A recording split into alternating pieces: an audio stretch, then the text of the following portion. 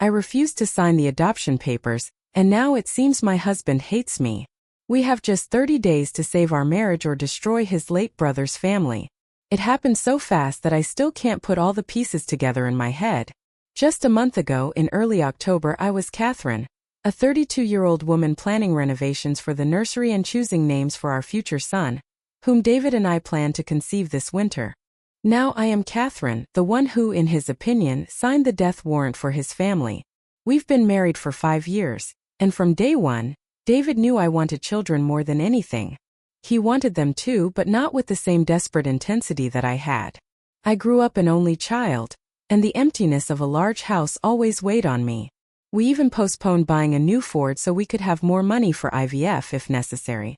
This was our shared, hard-won dream, which became the cornerstone of all our decisions. We constantly discussed what we would name our daughter, Emily or Grace, and our son, Noah or Jacob. These names hung in the air like a promise of a better future. Everything collapsed when Aunt Mary, David's father's sister, called. David's brother Mark, only 2 years older than him, was in a car accident. It wasn't like a movie scene. There were no bright flashes, no screams. Just a short, dry text from Mary. Mark is gone. His wife Sarah is also in the ICU. Come immediately. This is about Adam. Adam, their 12-year-old son, David's nephew. I had only seen him a couple of times at large family gatherings. He was quiet, always with a book. When we arrived at the hospital in Cincinnati, it became clear that the situation was much worse than we could have imagined. Sarah would not wake up from the coma.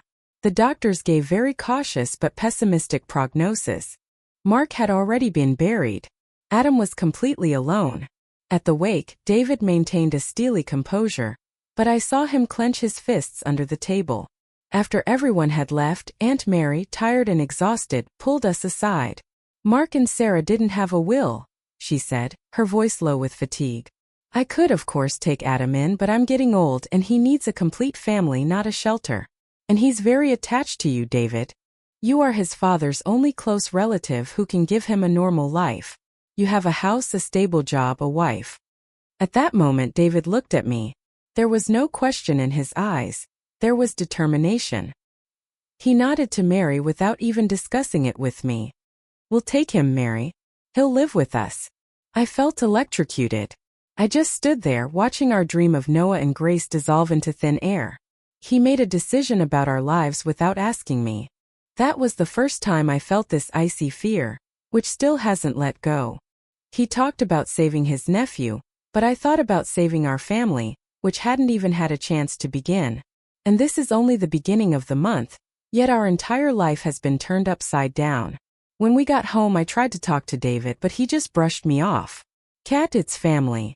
He's 12, this is temporary until Sarah gets better. And even if she doesn't, we can't abandon him. You're not a monster, are you?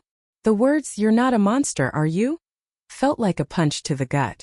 They were said without malice, but they branded themselves into my brain. I knew he had a sense of duty, but I didn't understand why it had to be our duty. We were just starting out. I felt like we were putting our life on hold, and perhaps permanently. A week later, Adam was living with us. I put away all the nursery furniture catalogs and packed up the tiny booties I had bought a year ago. He had his own room, the room that was supposed to be Noah's. He was quiet, polite, almost invisible. That was scarier than if he had screamed. He wandered around the house, always with a book, always lost in his own thoughts. And with every passing day spent near him, David became more distant from me and more attached to the boy. He started skipping our weekly dinners to help Adam with his homework. He stopped asking me about my job. All our conversations boiled down to, "How is Adam?" Last week, a letter arrived from social services. It included a folder of papers, documents for temporary guardianship, and, in case Sarah didn't recover, adoption papers. We had to sign them to simplify all the formalities. I put the papers on the table and waited for David to come home from work. I knew this moment was coming. This was our hour of reckoning. I gathered all my resolve. When he arrived, I told him I wouldn't sign. I told him this was the end of our dream, that this wasn't a temporary solution, but a lifelong one. He looked at me as if he were seeing me for the first time.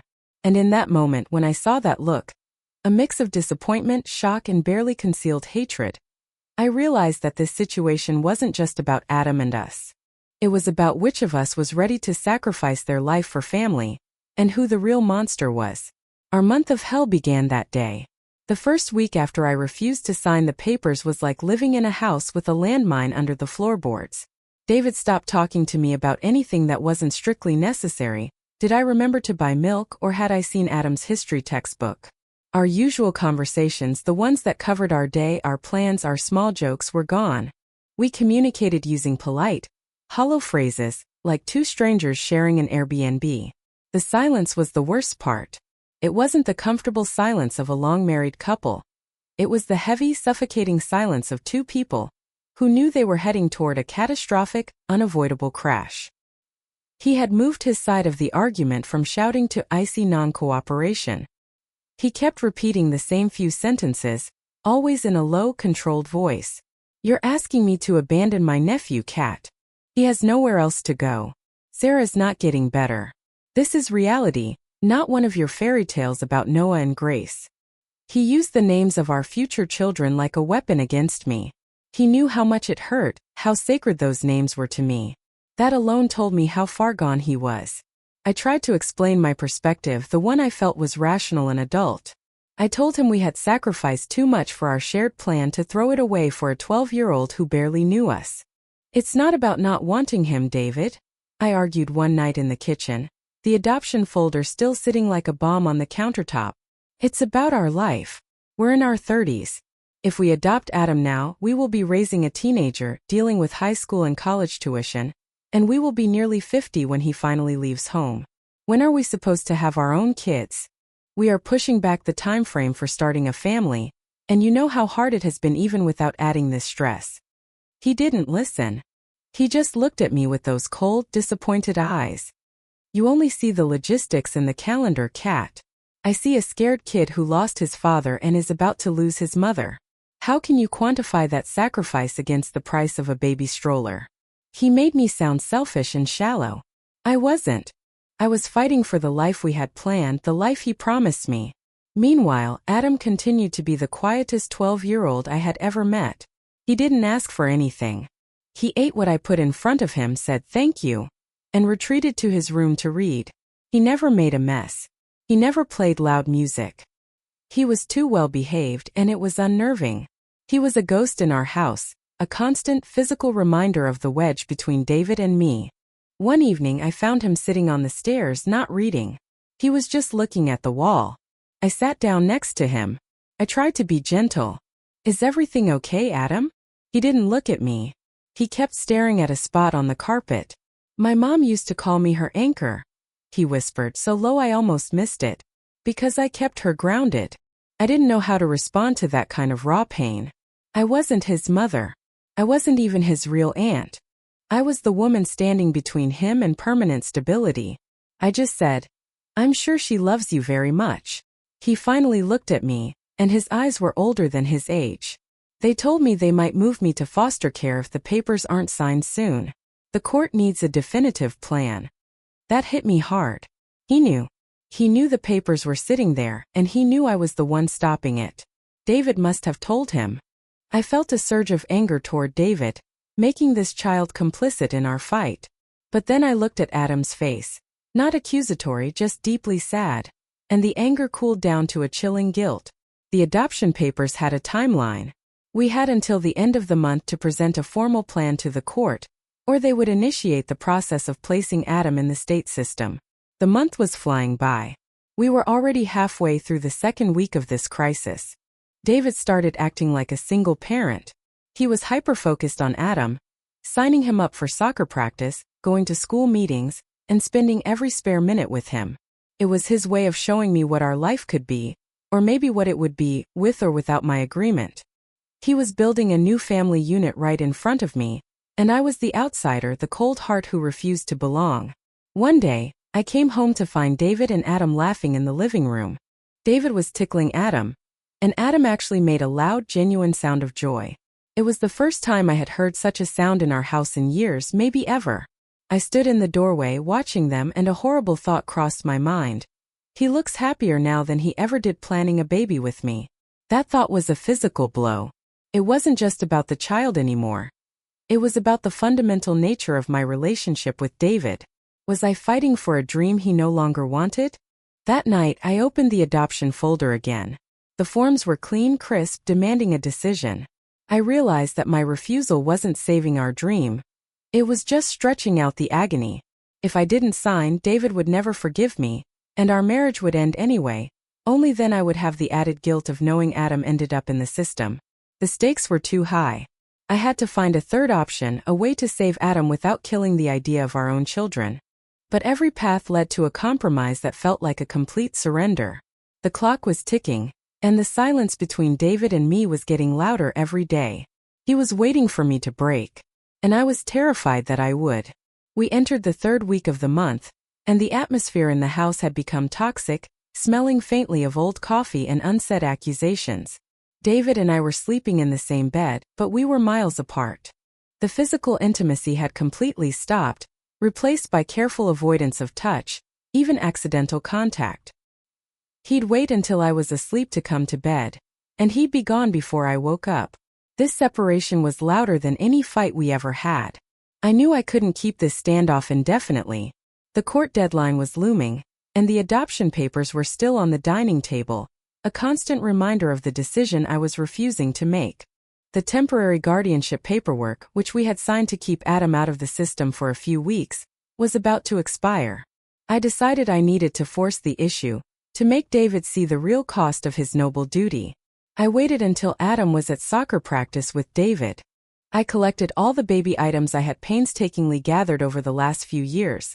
The booties, the ultrasound photo we got from the first failed IVF attempt 2 years ago, the meticulously organized folders of clinic information, and the detailed financial spreadsheets showing our savings allocated specifically for future fertility treatments. I put everything in a clear plastic bin and placed it right in the middle of the kitchen floor, right where David would step when he came in. When they returned, I was waiting in the kitchen. Adam, thankfully, went straight to his room, oblivious to the battlefield. David stopped dead when he saw the bin. "What is this, cat?" he asked, his voice flat, dangerously neutral. "This," I said, pointing at the bin, "is everything we planned for. This is Noah. This is Grace. This is the future we agreed on, the future we sacrificed our 20s and our money for. If you sign those adoption papers, David, this bin goes to the trash. It's over. We will not be able to afford fertility treatments, we won't have the time or the energy to start over. Not with a teenager who needs full-time attention and college funding. We are 32. We have maybe 5 good years left to try. Taking Adam means giving up on our own biological child permanently.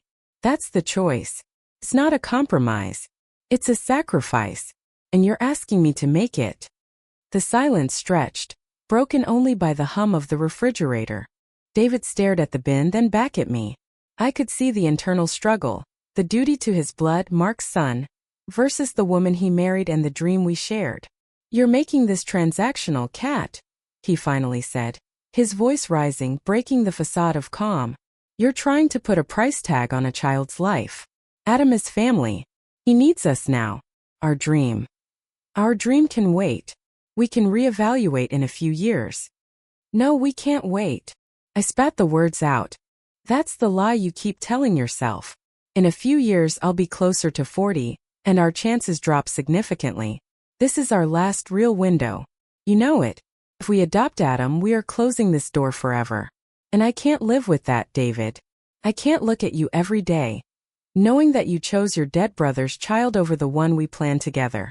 That's the hard truth." His face went completely pale, and he looked at me with an intensity that made me physically step back. "You know what, Catherine? Maybe you're right. Maybe I am choosing. And if I have to choose between saving a child who is already here, who is completely alone, and waiting for a possibility, a maybe that may never happen, I choose Adam. Because what kind of person are you? What kind of mother would you be if you're willing to let a 12-year-old boy go into foster care just to protect a theoretical future that might not even materialize?" He had turned my deepest fear, my desperation for a biological child, into a moral failing. He had successfully cornered me. If I continued to refuse, I was, by his definition, responsible for Adam's fate. I was the monster. You are manipulating me. I shouted, the control finally breaking. You decided this unilaterally. You didn't ask me. You just brought him home and expected me to fall in line. I brought home family cat. And you're treating him like a stray dog we can drop off at the shelter. This is not just about a dream. This is about who we are as people. I thought you were compassionate. I thought you had a heart. He walked over to the dining table, grabbed the adoption folder, and slammed it down in front of me. The court needs an answer by Friday. You have 4 days. Sign them or don't. But know this, if Adam ends up in the system because you refused, we are done. I cannot be with someone who has so little humanity. He turned and walked out, leaving me standing there next to the bin full of our failed dreams. He didn't go far. I heard him immediately retreat to Adam's room, closing the door firmly behind him. He wasn't just isolating me. He was cementing his bond with Adam, making it clear where his loyalties lay. It was a direct, brutal ultimatum. 4 days to choose between our dream of a biological child and the destruction of our marriage. The silence after the door closed was deafening. I looked at the papers and I knew I had to find a way out, or this marriage was dead by Friday. The ultimatum had been delivered on Monday. Friday was the deadline. David had stopped sleeping in the room entirely. He claimed he was working late, sleeping on the couch in his office, but I knew he was deliberately punishing me, creating distance that felt permanent. The apartment was a minefield of unspoken grief and tension. Every time I looked at the adoption papers, my hand froze. Signing meant giving up my greatest hope.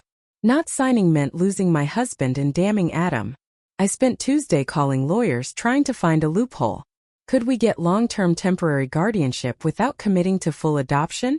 Could the responsibility be shared with Aunt Mary, even though she was old? Every legal professional gave me the same answer. Sarah's critical condition made long-term temporary arrangements unsustainable. The court needed permanence for the boy. David's commitment to adoption was the only thing preventing Adam from becoming a ward of the state. The moral weight was crushing me. I couldn't be the one who pushed Adam into the system. But I also couldn't voluntarily dismantle the last chance I had to be a mother to my own child. I was walking around in a fog, constantly replaying David's words. I cannot be with someone who has so little humanity. On Wednesday, I decided I needed to understand the enemy better. I needed to see Adam not as a symbol of sacrifice but as a person. I went into his room. He was sitting at his desk, working on a complex science project involving circuits. He was quiet, focused, the light from the desk lamp glinting off his glasses. "That looks complicated," I said, trying to sound casual. He looked up surprised but didn't tense up like he usually did around me. "It's for the regional science fair. It's an environmental runoff monitoring system. My dad helped me design the sensors last year." The casual mention of his father hit me. I sat on the edge of his bed. "Your dad was really smart, wasn't he?" Adam nodded, tracing a circuit line with his finger. "He was an engineer. He always told me that every problem has a solution, you just have to look at it from a different angle." That phrase, "look at it from a different angle," stuck with me. We talked for an hour about his books, mostly classic sci-fi, his old dog back in Cincinnati, and how much he missed his mom's terrible cooking. He wasn't a demanding kid. He was just a traumatized, intelligent boy trying to survive. By the time I left his room, the image of him going into foster care had become unbearable. Thursday morning. 1 day left. I was leaning towards signing, telling myself that maybe in 5 years we could afford adoption and IVF, even if it was a huge stretch. It would save my marriage and save Adam. It would kill my dream, but at least I wouldn't be alone. I drove to my office, feeling the despair set in. David had sent me a single text. "The papers are due by noon tomorrow. Please." No anger, just pleading. That plea hurt more than his hatred. Around 11 a.m., I got a call from an unknown number. It was Sarah's attending physician, Dr. Nelson, calling from the Cincinnati hospital. "Catherine, I know you and David are listed as the designated emergency contacts for Adam," Dr. Nelson said, his voice grave. "We need you to come to the hospital immediately. It's about Sarah. She briefly woke up this morning. It was very short, but she was conscious and lucid for about 5 minutes. She asked for Adam, and she asked for David." I dropped my pen. She woke up? But the prognosis was so bad. It was a fluke, possibly an autonomic reaction, and she's already back in deep coma. But in those few minutes she managed to say two things clearly. The first was to tell us where the key to their safe deposit box is. The second was a directive regarding Adam. She said, he should go to David, but only temporarily. The money is for him to stay in the house until I come back. No adoption. David knows why. My blood ran cold. No adoption. David knows why. This was the plot twist. A miracle reprieve that simultaneously confirmed and denied everything. Sarah wasn't getting better, but she had explicitly rejected adoption and alluded to money. That changed the entire equation. David had demanded I sign, knowing that Sarah had specifically said no to adoption. Why? And what was in the safe deposit box? I immediately called David, my hands shaking. He answered on the first ring, his voice tight. I need you to listen to me, David. Sarah woke up. For 5 minutes. Dr. Nelson just called me. She said no adoption. And she mentioned a safe deposit box key. What is going on? What do you know about that money and why she said, only temporarily? The long silence on the other end was the loudest sound in the world. When David finally spoke, the forced calm was completely gone. His voice was raw with panic and guilt. Kat, please don't go to the bank. I'll tell you everything tonight. Just don't do anything until we talk. Please. It's complicated, and I did what I thought was best for Adam. Best for Adam? I hissed. You were forcing me to sign papers that Sarah explicitly forbade. You were going to let me destroy my dream based on a lie? I am going to the bank, David. Right now. You have until I get back to prepare your explanation. I hung up before he could respond. The rush of adrenaline replaced the despair. I wasn't just fighting for my own dream anymore. I was fighting for the truth and for Adam's mother's last wishes. The safe deposit box was in Cincinnati. That meant a 7-hour drive immediately. The deadline was Friday noon. I had to get the truth and get back before David could manipulate the situation any further. This wasn't about saving my marriage anymore. This was about power, trust, and the lie that was about to destroy us. I didn't waste a second. I threw my laptop into the back seat and started the 7-hour drive to Cincinnati, adrenaline and pure, cold fury fueling me. David called me 6 times during the first hour. I ignored every single call. I was done with his evasions and manipulation. He had let me agonize over destroying my life plan based on what now looked like a carefully constructed lie. I arrived in Cincinnati late Thursday night. I stayed in a cheap motel near the bank, the small room smelling of stale cigarette smoke. I barely slept. I kept replaying Sarah's words. No adoption. David knows why. David knew, yet he still issued the ultimatum, still made me feel like the monster. At 9 a.m. Friday, the moment the bank opened, I was there, clutching the key Dr. Nelson had retrieved from Sarah's personal effects. The bank manager was polite and efficient. We went downstairs to the vault. When the safe deposit box was opened, I expected to find a will, or maybe a few $1,000s, enough to cover Adam's immediate needs. What I found was a thick folder marked Adam's future and a passbook. The folder contained a notarized, recent document that explicitly stated David was not to adopt Adam.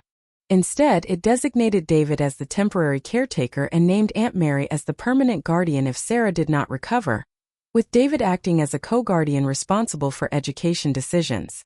The passbook was for a trust fund set up by Mark and Sarah. I flipped through the pages. The balance made me physically recoil. It wasn't a few thousand, it was nearly $1. $5 million. Mark had a huge life insurance payout and substantial savings from his engineering firm that neither David nor I knew about. There was a detailed note from Mark and Sarah explaining that the money was specifically designated to pay for Adam's current house, his college tuition, and his independent living costs until he turned 25. They were wealthy. Adam was financially secure. The knot in my chest unraveled, replaced by a searing white-hot clarity. David hadn't wanted to adopt Adam out of purely noble duty. He wanted control. He wanted the prestige of being the savior of his orphaned nephew, without admitting that Adam was entirely taken care of. He had actively hidden the fact that Adam didn't need our financial sacrifice. Our inability to afford both IVF and Adam was irrelevant. The entire conflict was based on David's deliberate omission of the truth. I called David immediately, standing right outside the vault holding the passbook. It was 9:45 a.m. The adoption papers were due in 2 hours and 15 minutes. He answered, his voice breathless. "Kat, where are you? I'm leaving the office to find you. Please, I need to talk to you before you see the bank." "Too late, David.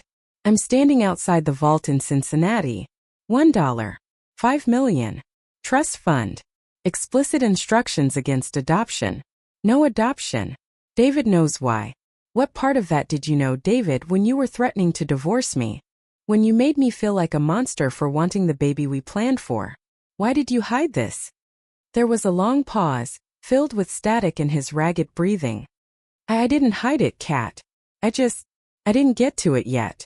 I knew they had money, but I didn't know how much. I wanted to adopt him anyway, to give him a stable home, not just cash. He needs a father, Kat. Not just a bank account. He needs a father who is honest. I cut him off, my voice steady and cold. And a mother who doesn't feel like she's being manipulated into trading her fertility for a lie. You didn't just withhold information. You used my deepest desire against me. You made a moral dilemma out of a financial reality that you hid. You chose control over our marriage. I paused, letting the weight of the realization sink in. I'm not signing the papers, David. The deadline is noon. I'm faxing the notarized documents and the trust fund details to social services right now. Adam will be placed with Aunt Mary, per Sarah's instructions, and his finances are secured. He is safe. Your heroic duty is finished. I hung up. I spent the next hour at a local print shop, faxing the documents and talking to the social worker handling Adam's case. By 11:30 a.m., Adam's fate was sealed. Stability, family support from Mary and David as co-guardian, and financial security. No adoption by us. No sacrifice of our dream. I drove back, exhausted but feeling a chilling sense of relief. When I got home late Friday night, the house was dark. David wasn't there. He hadn't come home. The adoption folder was gone from the dining table. Saturday morning, he still wasn't back. I found a note on the kitchen counter, just 2 lines written in a rushed, shaky hand. "I'm staying at a hotel. I need time. I understand why you did this, but I can't reconcile the fact that you prioritized a future possibility over the immediate needs of family. I chose Adam. You chose yourself. The money changes the logistics, but not the sacrifice you were willing to make. I don't know if I can come back from this." He still saw it as my choice, my selfishness, completely bypassing his deception. It's been 4 weeks since the accident. Adam is still here temporarily, but he moves in with Aunt Mary next week, just as Sarah wanted. My marriage, the one I spent 5 years building, is suspended in an agonizing limbo. David and I haven't spoken since Friday. The baby booties are still in the bin. I saved my chance to have a child. I saved Adam from the system. But I destroyed the foundation of trust with the man I loved. Now I sit in this large, silent house alone again, staring at the empty nursery. I won my battle, but I might have lost the war. We still have the money for IVF. We still have the dream. But now I have to ask myself, do I still have the husband to share it with? And even if he comes back, can I ever trust a man who was willing to let me believe I was a monster to fulfill his own hidden agenda? The silence is heavy, and the month has ended, leaving behind a wreckage I now have to live in.